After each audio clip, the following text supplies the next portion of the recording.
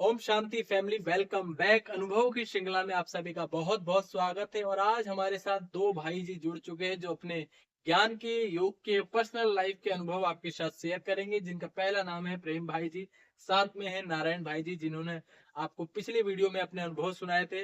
लेकिन आज दोनों भाइयों के हम एक्सपीरियंस जानेंगे, क्योंकि दोनों भाई अपने परिवार में रहते हुए इस ज्ञान को लेते हैं। और बाबा भी कहता है आपको अपने परिवार में रहते हुए इस ज्ञान को धारण करना है। इसलिए बाबा ने हमारा जो एग्जाम्पल रखा है वो कमल फूल रखा है। भले ही फूलों का राजा गुलाब क्यों ना हो, लेकिन हर देवी देवता के हाथ में आप कमल जरूर देखेंगे, क्योंकि कमल इस संसार से न्यारा और प्यारा रहने का प्रतीक है। इसलिए बाबा जब इस धरती पर आकर ज्ञान देता है तो एक प्रवृत्ति मार्ग अर्थात घर में रहने वाले मनुष्य को चुनता है, और बाबा ग्रस्त में रहने वालों का ही उद्धार करने के निमित्त बनता है। बाकी हम इनके द्वारा जानेंगे कि इनकी लाइफ में बाबा के ज्ञान की प्रवेशता होने पर क्या क्या परिवर्तन है। तो हम सबसे पहले आपको मिलाने जा रहे हैं प्रेम भाई जी। नाम भी प्रेम, काम भी प्रेम और स्वरूप भी प्रेम, और ये है भविष्य का नारायण स्वरूप। तो आप सभी का ओम शांति। ओम ओम शांति। तो हम आज सबसे पहले प्रेम भाई से पूछेंगे कि भाई साहब, आपको इस ज्ञान की परिचय कैसे हुआ। ओम शांति सबको मेरा अपनी तरफ से। और मैं सभी भाइयों को ओम शांति कहता हूँ। प्लस मैं जब ज्ञान में आया था तो मुझे पता ही नहीं था कि यहाँ पाठशाला है। एक भाई थे जिन्होंने मुझे ये रास्ता दिखाया। वो कहते हैं आज आपको मैं ऐसी जगह लेके जाऊंगा जहाँ मेरे बिगड़े काम बने। मैं बोला मैं भी चलूंगा, मुझे भी दिखाओ। तो वो भाई, पहले हम लोग बैठे रहते थे दोनों, तो हम खाते पीते थे, हर एक काम करते थे। खाने नॉन पीने का वेज मतलब है नेगेटिव चीजों को अपनी, जब ये लौकिक लाइफ में थे तब। तब, आगे। हाँ जी। तो हम लोगों ने फिर एक दिन निर्णय किया कि चलो हम उस जगह को देखना चाहेंगे जहाँ आपका ये कार्य हुआ। उनका कार्य बहुत अच्छा हुआ। वो कह रहे थे कि मेरा राशन कार्ड 2 दिन में बन गया। अच्छा। मैं बोला बड़ी अच्छी जगह है, फिर तो मुझे जरूर लेके चलो। हो सकता है मेरा भी कल्याण हो जाए वहाँ। और मेरे जो ये चल रहा है जीवन, लौकिक जीवन में जो चल रहा है, उसमें कुछ उद्धार हो जाए। तो बहुत सोचा मैंने। फिर अगले दिन मैंने उससे जिद की, मैं कि भाई चलो, टाइम हो गया शाम का, आपने बोला था कल लेके जाऊंगा। तो वो शाम को आए, बोले नहीं नहीं आज प्रोग्राम करेंगे। मैं बोला प्रोग्राम नहीं करेंगे, यहाँ पे जो प्रोग्राम का मतलब इसका है, खाने पीने का। हाँ, खाने पीने। तो हमने बोला मैं कि नहीं नहीं आज नहीं, आज तो पहले वहां जाएंगे जहाँ काम होता है, जहाँ राशन कार्ड बनता है। राशन कार्ड बनता है। तो मैं बोला चलो। तो फिर वो लेके आए, यहाँ बैठे, मैंने कोर्स किया 7 दिन का। मुझे यहाँ समझाया, मुझे बहुत अच्छा लगा। मैंने 7 दिन का कोर्स किया, बात हुई मेरी। तो उनका तो राशन कार्ड बन गया। बस उनका राशन कार्ड बन गया हो तो हो गया, बस वो वहां जमा हो गया, वो तो बस वापस आया ही नहीं वो भाई। और मैं ज्ञान में चल पड़ा। धीरे धीरे मैं कहीं जाता आता था, लोग पूछते थे कहाँ जाते हो, क्या करते हो। मैंने बोला कि मैं, हमारी यहाँ पाठशाला है, प्रजापिता ब्रह्म कुमारी की, शकूरपुर के अंदर, मैं वहां जाता हूँ। मेरे परिवार भी मेरे अगेंस्ट हो गया। देखो, लाइफ में विघन आते हैं उसके बाद। हाँ। तो मेरा परिवार कहने लगा आप ये खाना पीना क्यों छोड़ रहे हो।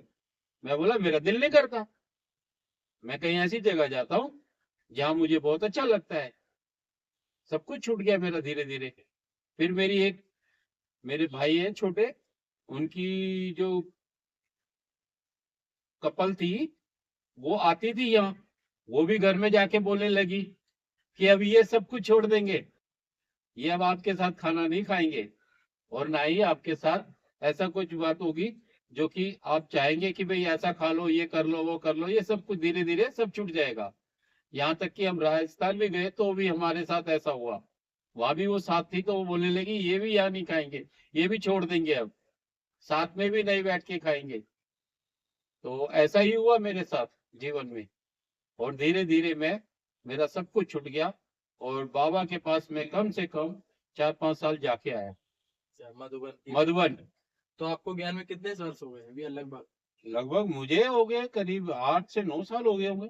8 से 9 साल हो गए। और इनके साथ जो भाई आया था उसको इस संसार का राशन कार्ड मिल गया, वो वहीं रह गया। वो वहीं रह लेकिन बाबा ने इनका राशन कार्ड 21 जन्मों के लिए बना दिया और ये 9 सालों से लगभग बाबा के ज्ञान में लगातार क्लास कर रहे हैं। सुबह ये मुरली क्लास करते हैं, शाम को भी आते हैं, डबल क्लासेस करते हैं।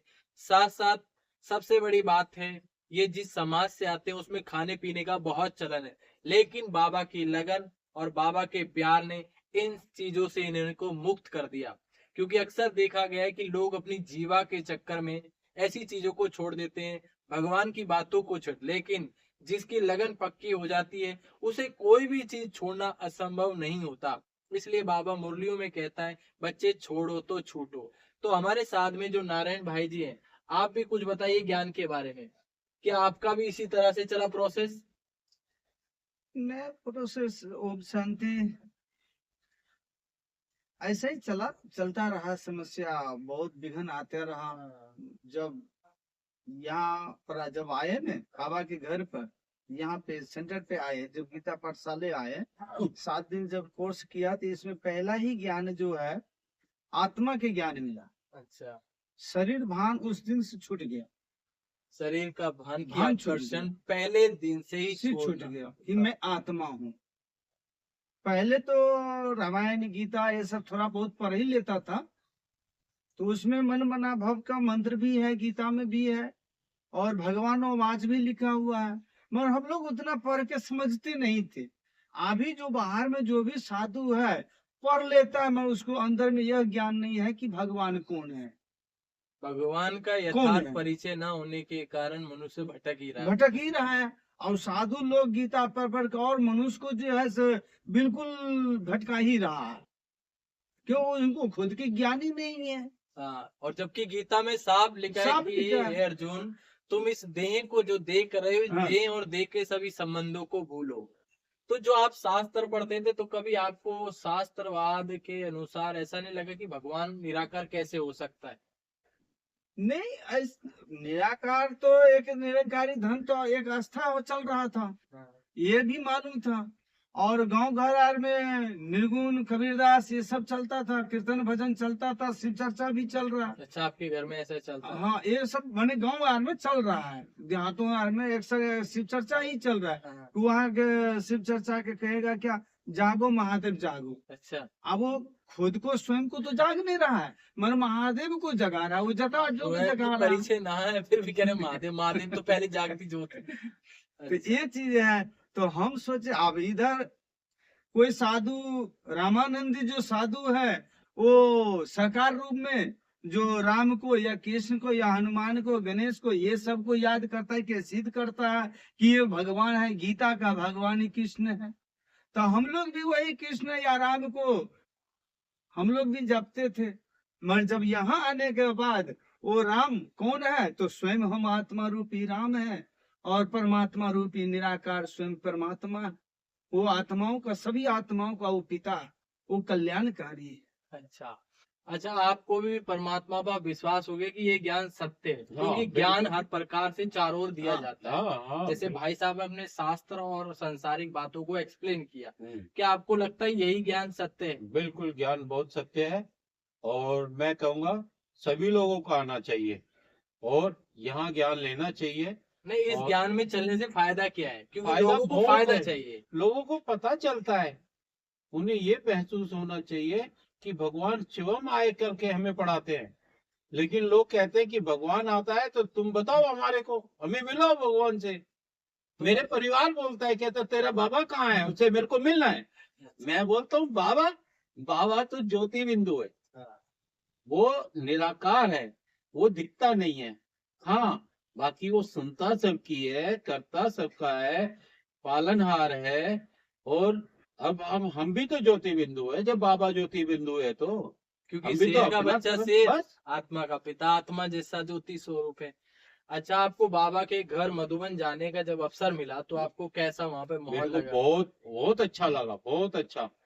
बाबा के वहाँ पे कुटिया देखी, बाबा का यहाँ वो जो टेम्पल बना हुआ था, और वो डायमंड हॉल देखा मैंने, कितना अच्छा है, कितनी अच्छी है, कितने लोग बैठते हैं वहाँ पे। 25 से 30,000 लोग बैठ जाते हैं वहां पर। 30,000 लोग बैठे हैं और आराम शांति से। मचाते हैं साथ में। नहीं, अरे कोई कह नहीं सकता कि यहाँ 30,000 लोग बैठे हुए हैं। अच्छा, कोई आवाज नहीं, कोई नहीं, बिल्कुल साइलेंस एकदम। और यहाँ तो अगर 4 महीने बैठे हो तो वो आवाज कर करके पता पड़ जाएगा कि भाई फलाने घर में कहीं 4 लेडीज बैठी हुई है, बातें कर रही है।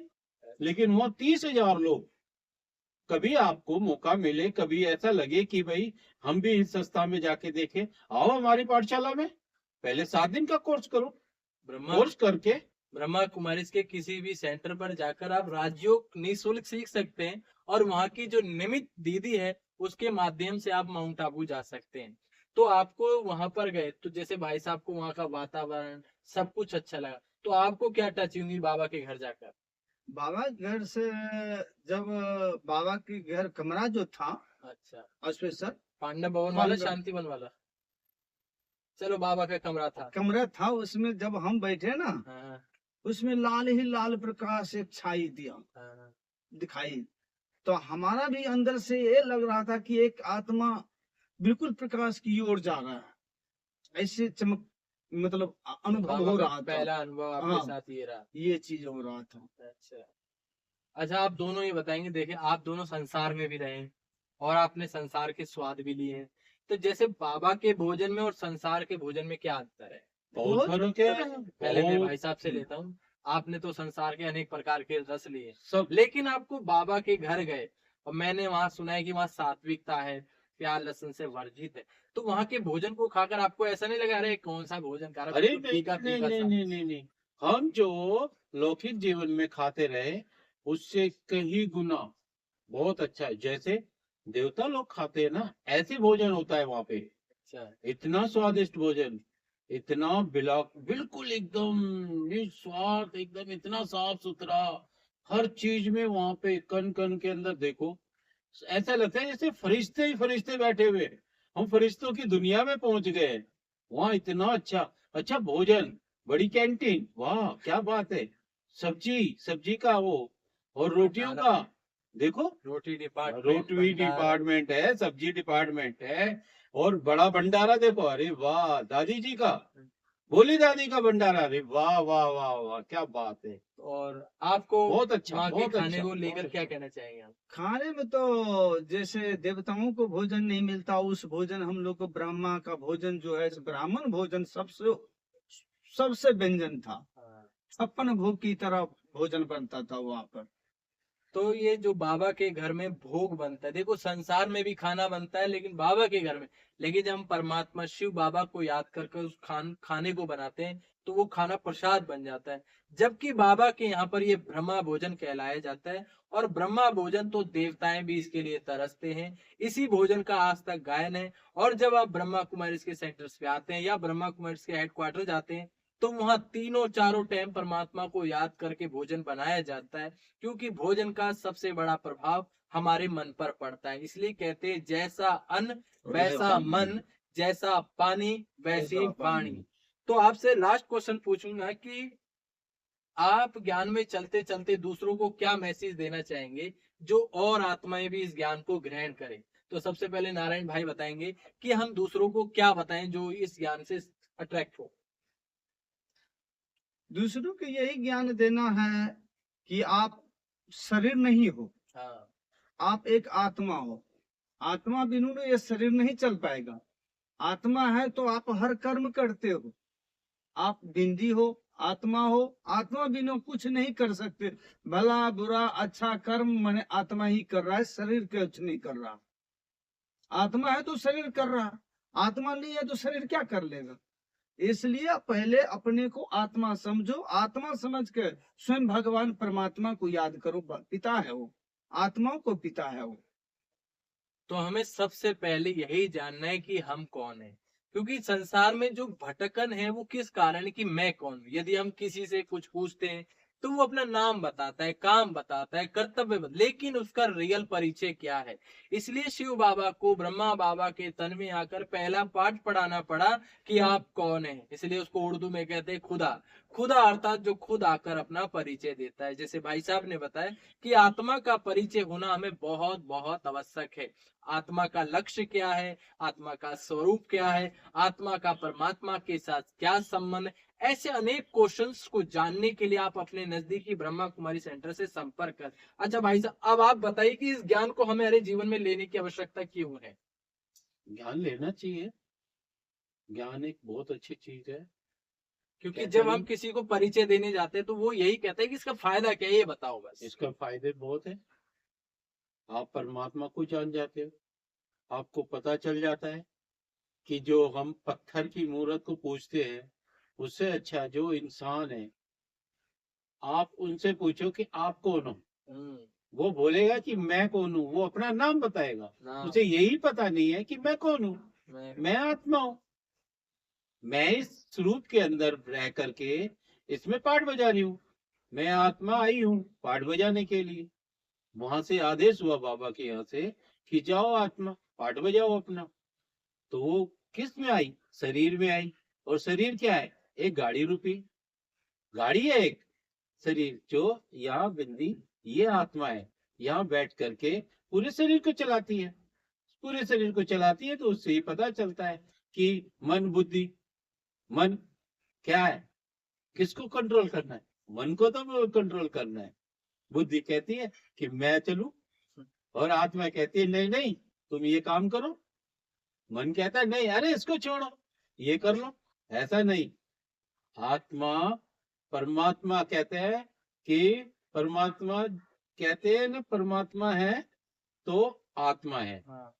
और आत्मा है तो परमात्मा है। तो सीधा सा ज्ञान का अर्थ यही है कि आपको अपने आप को जानना है और मैं आत्मा इस संसार में पाठ बजा रही हूँ। बस, जब हमें ये सबसे बड़ा। स्मृति रहती है कि हम इस संसार में पाठ बजा रहे, इसलिए बाबा परमात्मा में रोज कहता है बच्चे इस सृष्टि एक नाटक है और नाटक में तुम हीरो एक्टर हो, तुम इस संसार में केवल पाठ बजाने आए हो। जब हम इन गुह्य रहस्यों को जान लेते हैं तो हमें एहसास रहता है चिड़िया रैन बसेरा है, ना घर तेरा है ना घर मेरा है। बाकी आपको कैसा लगा आप अपने कमेंट के द्वारा बता सकते हैं। हम दोनों भाइयों का बहुत बहुत दिल से शुक्रिया करते हैं जो भाइयों ने अपने ज्ञान के अनुभव बताए और बहुत सुंदर तरीके से ज्ञान, अनुभव, लौकिक अलौकिक तरीके को एक्सप्लेन किया। बाकी हम शिव बाबा का बहुत बहुत शुक्रिया करते हैं जो हमारे को ऐसे हीरे रतन मिलते जा रहे हैं, क्योंकि बाबा के इतने सारा बेहद का परिवार है। ऐसे बच्चों का अनुभव सुनना या सुनाना बड़े ही सौभाग्य की बात है। बाकी आप दोनों का बहुत बहुत शुक्रिया। ओम शांति। ओम शांति। ओम शांति।